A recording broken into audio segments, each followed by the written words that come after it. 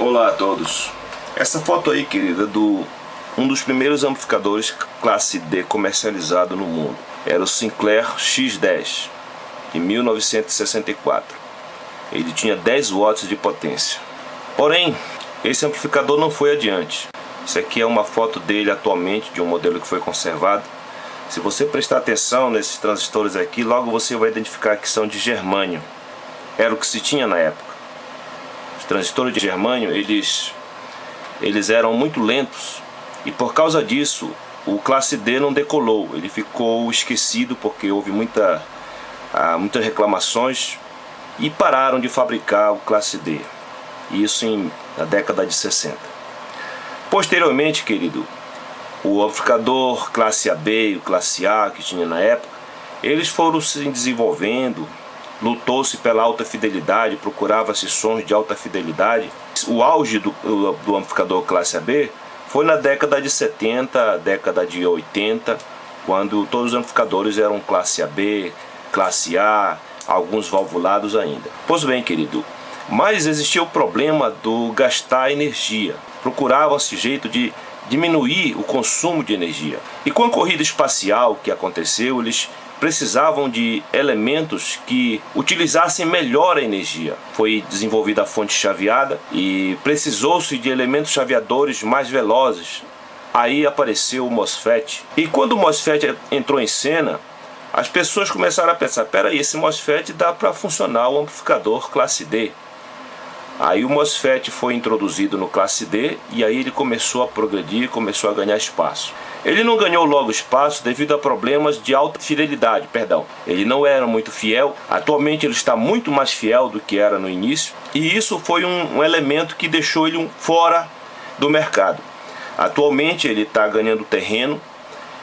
Já existem amplificadores que já reproduzem com uma fidelidade impressionante, classe D, né? Estou falando do classe D, e vocês vão descobrir isso mais à frente. Nós vamos hoje estudar sobre esse amplificador. Eu espero que você entenda a minha linguagem, eu espero que você preste muita atenção na minha fala. Talvez eu gagueje um pouco, porque os assuntos eles são muito complexos mesmo, não é brincadeira, querido. Primeiro de tudo, vamos ver aqui uma forma de onda, uma senoide. Bem, vamos lá. No amplificador linear, como o classe AB, por exemplo, a senoide, ela entra no amplificador, é trabalhada e sai a senoide amplificada. Isso você já conhece. Nós já discutimos e falamos sobre o amplificador classe AB. Até aí tudo bem. No amplificador classe D, a coisa não é bem assim. A senoide entra no amplificador, só que no amplificador classe AB, você tem uma única entrada, onde o sinal será conectado, trabalhado, e você vai ter uma única saída, que é para o alto-falante, o amplificador convencional que nós conhecemos como classe AB. No amplificador classe D, você tem duas entradas. Essa primeira entrada que você está vendo aqui, esse primeiro dispositivo aqui, o nome disso é comparador. Depois a gente vai ver como ele é por dentro. Isso aqui é um comparador. E esse comparador é que faz a entrada do amplificador classe D. Você vê que no amplificador classe D ele tem duas entradas.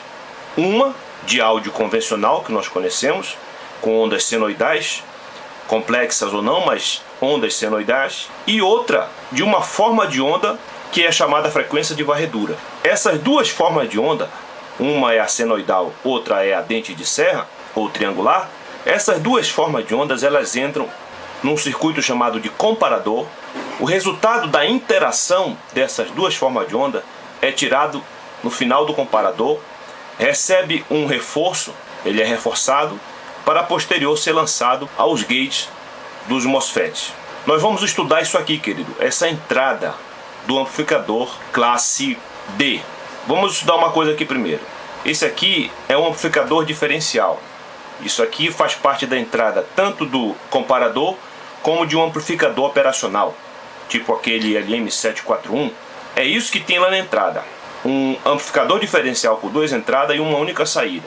Existem mais modelos. Existe com saída dupla, existe com entrada aterrada, mas nós vamos nos concentrar nesse aqui. Preste atenção que ele tem alimentação positiva, alimentação negativa. Os dois coletores têm resistores iguais e os dois emissores são comuns, com um único resistor.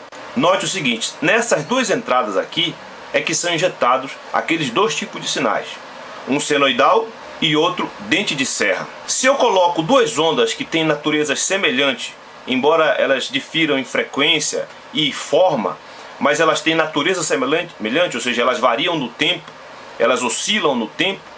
Se eu injeto aqui nesse circuito essas duas frequências, obviamente que uma interferirá na outra, uma interagirá com a outra.